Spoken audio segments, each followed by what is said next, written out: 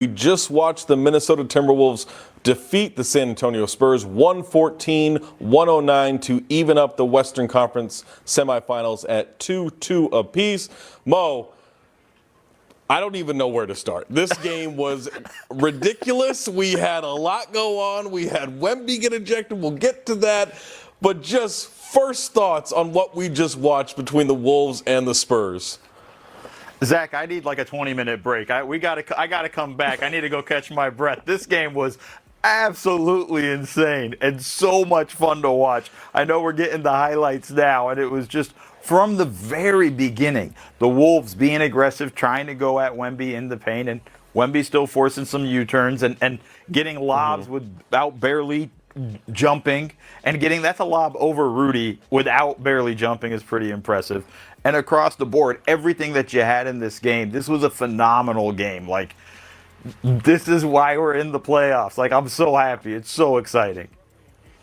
Yeah, I think you saw a lot from both teams in this game, and obviously the Spurs played so incredibly well once Wemby had been ejected in the second quarter. And you and I were talking during that time of like, hey, Minnesota may need to get up 15 at half here because the Spurs are going to have a third quarter. Well, they didn't do that. I think they're up like 4 or 6 points, something like that at halftime. And the Spurs came out there, took control of the game, but Anthony Edwards, 36 points, 16 of them in the fourth quarter. He was able to respond in a big way. Dylan Harper was phenomenal in this game off the bench. Just two guards going at it all night long. Yeah, I mean, this was a true battle. I mean, when we get to the Edwards highlights, and I'm taking this jersey home, by the way, just so you know. Sure. Like, when we get to the Edwards highlights, it's amazing watching the duel, kind of the back and forth, and the way he kind of took over in the fourth quarter. And it wasn't just him. Naz Reid had big plays down the stretch. You had, Ayo Dosunmu making some big plays despite struggling. This is Harper really helping the Spurs they built up a pretty solid lead in the third quarter and were doing a good job. And again, we were going back and forth going like, man, they're looking really comfortable even without Wemby. This is a big problem for the Wolves. But, they got that guy, man. They got number 5. He's going to work, dude. Yeah, no, he was incredible.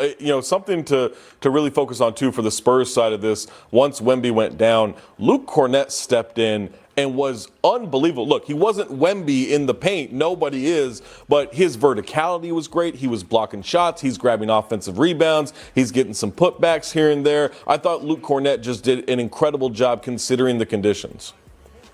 Yeah, I think, the Spurs really ran into trouble, especially in that third quarter and midway through the fourth when they went small because they took Kornet off the floor, and that opened up even more of a driving lane for the Wolves to continue to attack. And here we go. This is the stuff we were talking about with Ant beginning to go to work. He drilled 1-3, drilled this 3 right here after the Spurs started doubling. The Wolves did a great job getting it out of the double team and then finding him again. Like, we're seeing some big-time stuff here. Off this miss, he takes it right down and gets the big bucket, puts them up 2 scores with 2.5 minutes left. I mean, I don't have more to say. Like, this was absolutely amazing watching Ant, who is still nursing a knee injury, and going completely ballistic in the fourth quarter to will his team to a 2-2 series. Yeah, that is our association player of the game is Anthony Edwards, 36 points, 16 of them in the fourth quarter. He was 13 of 22 from the field, 3 of 5 from deep, 7 of 8 from the free throw line. And Mo, we were both talking about this as we watched it. There are plays where he's getting into the lane, he's getting layups, he's getting to the rim, but when he's on 2 healthy legs, these are punches, right? Like, he's dunking on people, he's dunking on Kornet. He'd be, really forcing this into the rim, and he's, little dunk there, great, but you're used to seeing him, really get that thing back and throw it home. And with Ant, he was measured. He was, really careful in the way he attacked, but still didn't fall in love with the jumper despite the bad knee. Still getting to the rim, getting into the paint, and putting pressure on that Spurs defense. I mean, this right here would have been the poster room. Right? Yeah. Like, that's normally what we would have gotten. We would have put him in the poster room. We would have been going nuts and going crazy. But really also, I think part of it is him saving himself for this big push in the fourth quarter. Look, we know this Wolves team without Dante. Ayo's still a little bit banged up. You had a bunch of guys taking hits throughout the course of this game. they need Ant more importantly in the fourth quarter. So having him save himself a little bit, saving some juice, as long as they keep it close, he'll get you back in the game. We just saw it, and we're watching the highlights now of him going nuts. He'll get you going. It was 2 for 2 from three, was 6 to 8 from the field. I think he finished with 16 or 18 points in the fourth quarter alone. Like, this is the stuff you want. And this is the franchise guy. This is exactly what you want from your star player showing out when your team needs you the most. Because let's be honest, with Wemby's ejection, if they went down 3-1, this thing's over. Yeah, it absolutely would have been over. We do have Timberwolves head coach Chris Finch at the podium. We'll hear from him now.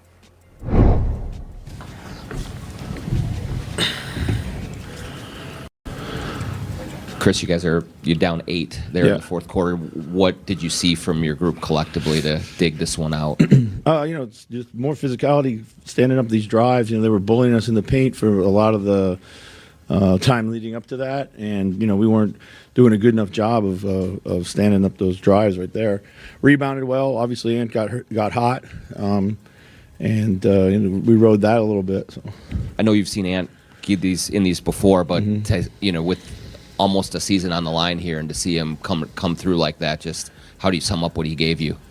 It was awesome. He was special. This is what he loves. This is what he lives for. Not just big games, but big moments. And I thought, for the most part, when he wasn't doubled, he got to his stuff quick and clean, and just kind of figured out how to get separation, and that was just all that he needed.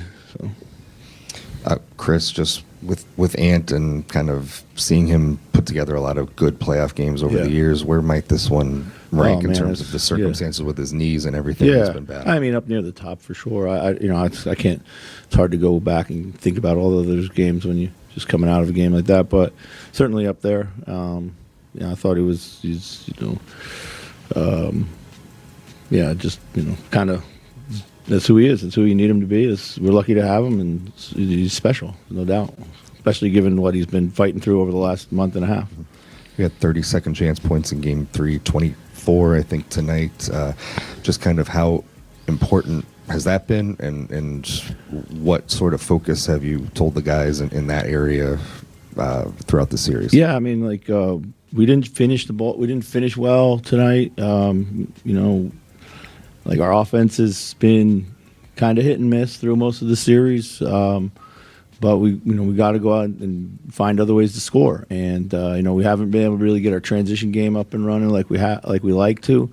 But we are winning the glass right now, and that's huge. I mean, none was bigger than Nas's putback. Then we got to make those plays, like those small plays, those dirty plays, those whatever it take plays. Good time for the big lineup. Yeah. You put it in there like when you were down, it seemed. Cornet had come back, but a lot of their guys were tired. That lineup has been really pretty productive for you all along. Yeah, I know. Wanted to try to get to the lineup, in Game 3. The Julius foul trouble kind of hurt us, Tonight I was, a little gun-shy earlier on, just, against some of their small lineups, and then those were the guys that were playing the best in the game and needed to get them out there. Then needed to get somebody who can handle next to Ant when we're facing that pressure. So we went back to Io there. Yeah, Io Dosunmu brought a lot of energy to the game. Is there anything Io Dosunmu? He brought a lot of energy to the game towards the end of the game. Was there anything particular you said to him? No, I think he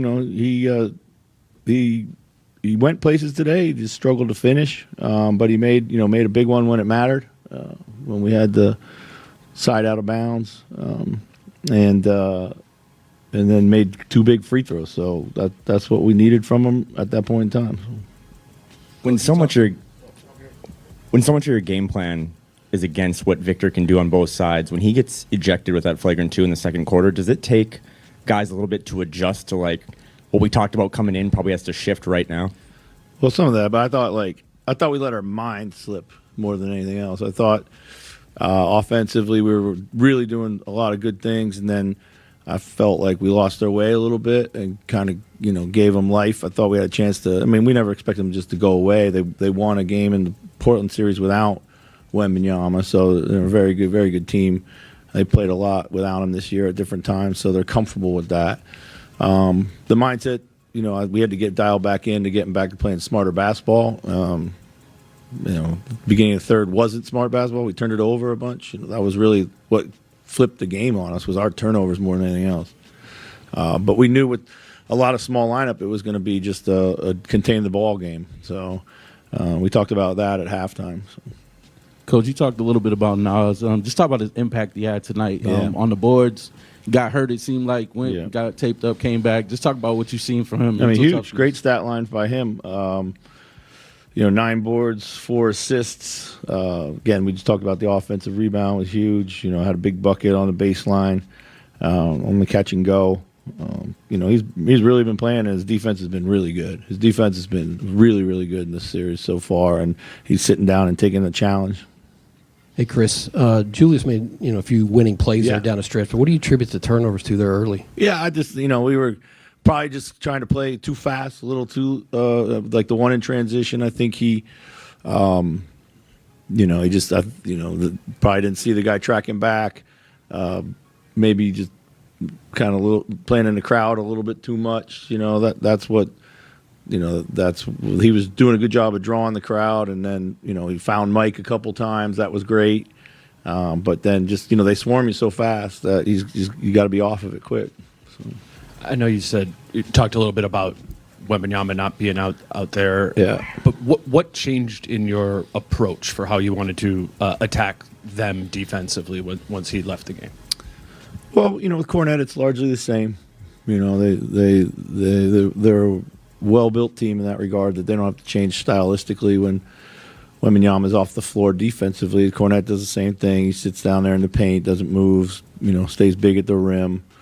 I think it's largely the same. We got to keep trying to go downhill, keep trying to make the defense react, and then make the right play. So not a lot changed there.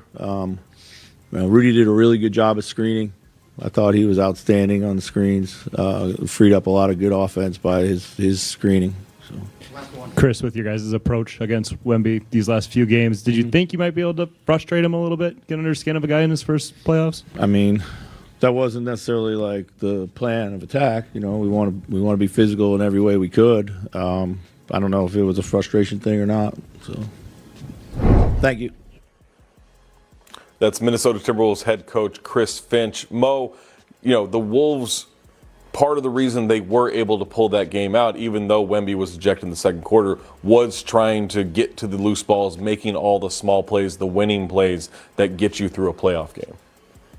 Yeah, I mean, you have to really battle in these games, especially down the stretch. One play that really stood out in my head was the play where Terrence Shannon made a great saving the ball out of bounds, threw it over Vassell, and basically saved them a possession. It would have been an offensive rebound for the Spurs, and they would have had another crack at extending their lead or making it even a tighter game. And I think those are the types of plays you're looking at, that you're watching for, that you need to see winning those battles more often, especially when you're trying to come back. And I think, we have hard questions about, like, maybe you shouldn't have been down against a team without Wemby, but you were. But you battled back, and it starts with winning all the small plays. It's the hustle plays for the offensive rebounds and getting those opportunities to have more chances. It's shutting down the Spurs and closing down the offensive boards for them and getting those battles. Like, it's everything that comes to it. Saving the ball out of bounds, all the small things there. All those small things end up leading to big things. And I think that was something that was really important tonight. Also, Chris Finch mentioned Naz Reid when he was asked about him, the 15 points, 9 rebounds, 4 assists. You have been highlighting Naz